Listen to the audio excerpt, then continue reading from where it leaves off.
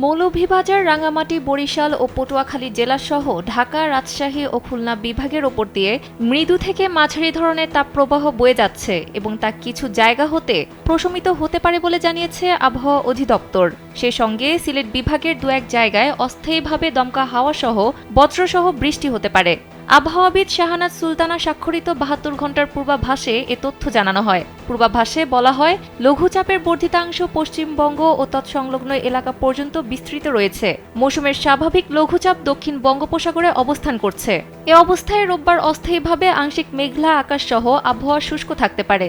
সারা দেশে দিনের তাপমাত্রা সামান্য হ্রাস পেতে পারে এবং রাতের তাপমাত্রা সামান্য বৃদ্ধি পেতে পারে। আগামী ৩১ মার্চ এবং ১ এপ্রিল অস্থায়ীভাবে আংশিক মেঘলা আকাশ সহ আবহাওয়া শুষ্ক থাকতে পারে। সারা দেশে দিনের তাপমাত্রা প্রায় অপরিবর্তিত থাকতে পারে এবং রাতের তাপমাত্রা ১ থেকে ২ ডিগ্রি বৃদ্ধি পেতে পারে। তবে সিলেট বিভাগের দু এক জায়গায় অস্থায়ীভাবে দমকা হাওয়া সহ বজ্র বৃষ্টি হতে পারে। সারা দেশে দিনের তাপমাত্রা সামান্য হ্রাস পেতে পারে এবং রাতের তাপমাত্রা প্রায় অপরিবর্তিত থাকতে পারে।